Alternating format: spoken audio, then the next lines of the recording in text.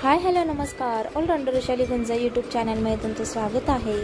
तर आज आपण बनवणार आहोत होममेड आईस्क्रीम सोप्या पद्धतीने. तर चला जाऊन बघूया इंग्रेडिएंट्स काय काय आणि आपला ब्लॉग स्टार्ट करूया. तुम्हाला माहिती आहे आपला ब्लॉग स्टार्ट करण्याच्या अगोदर आपल्या चॅनलला सबस्क्राईब करायचं नवीन असेल तर या व्हिडिओला लाईक करायचं आणि एंडपर्यंत नक्की बघा. तर सगळ्यात पहिला आपण दूध घेतलेलं आहे. आम्ही म्हशीचं दूध घेतलेलं आहे 1 लिटर आणि आपण ते तापवायला ठेवलेलं आहे. आईस्क्रीममध्ये थोडीशी टेस्ट वेगळी येण्यासाठी, क्रंचीनेस येण्यासाठी, खायला थोडीशी टेस्ट वेगळी लागण्यासाठी आम्ही काजू घेतलेले आहेत आणि आता आपण ते तव्यावरती भाजून घेऊया थोडा वेळ. आणि गरम गरम काजू असतील तर साल लवकर निघते. तर बघा झालेले आहेत भाजून आणि गॅस पण बंद केलेला आहे. थोडा वेळ तसंच ठेवूया.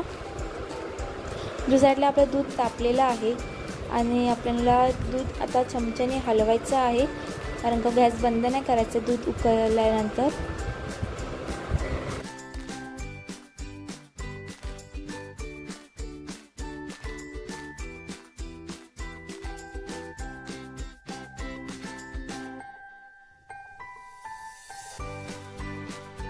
तर काजूची साल काढून घेतलेली आहे आणि आता मिक्सरला आपण बारीक करूया.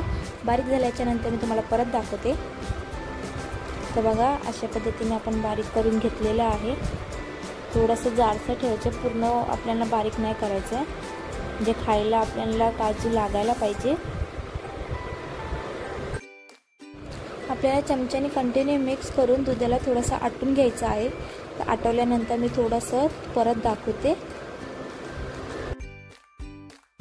दूध थोडंसं आटल्याच्या नंतर आता आपण त्याच्यात टाकणार आहोत केशर.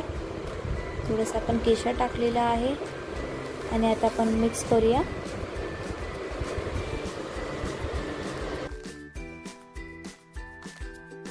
केशर टाकून मिक्स केल्याच्या नंतर आता आपण त्याच्यात साखर टाकूया. तुम्हाला जेवढं गोड पाहिजे असेल त्यानुसार तुम्ही साखर त्याच्यात ॲड करा. आता मी 1 चमचा, 2 चमचा, 3 ते 4 चमचा आम्ही साखर टाकलेली आहे त्याच्यात. आपण मिक्स करून घेऊया. साखरला पूर्ण मेल्ट करून घेऊया आणि दूध आपल्याला अजून थोडंसं मिक्स करून आपल्याला आटून द्यायचं आहे.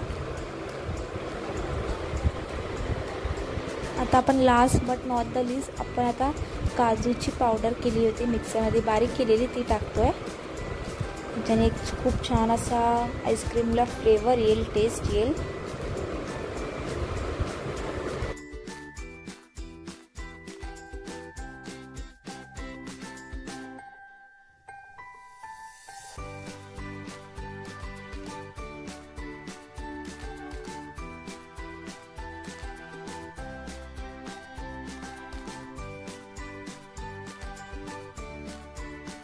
तर आपण गॅस बंद केलेला आहे आणि तुम्ही बघू शकता की आपल्या आईस्क्रीमला खूप असा छान कलर आलेला आहे.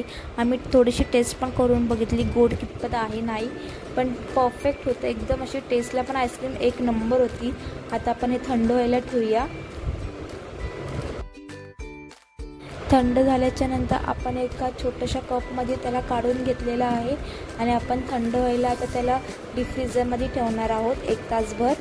तर चला आपण आता ठेवूया डीप फ्रीझरमध्ये. आता आपण याला 1 तास तसंच ठेवूया, 1 ते 1.5 तास. तर होममेड आपली आईस्क्रीम रेडी आहे खायला. तर तुम्हाला आपला हा ब्लॉग कसा वाटला मला प्लीज कॉमेंट करून नक्की सांगा. आपल्या चॅनलला तुम्ही सबस्क्राईब केलं नसेल, नवीन असाल तर प्लीज जाऊन सबस्क्राईब करा. या व्हिडिओला लाईक करा, शेअर करा तुमच्या फॅमिली फ्रेंड्सला आणि तुम्ही देखील घरी नक्की ट्राय करून बघा. आपण आता डिरेक्टली भेटूया नेक्स्ट ब्लॉगमध्ये. तोपर्यंत बाय बाय.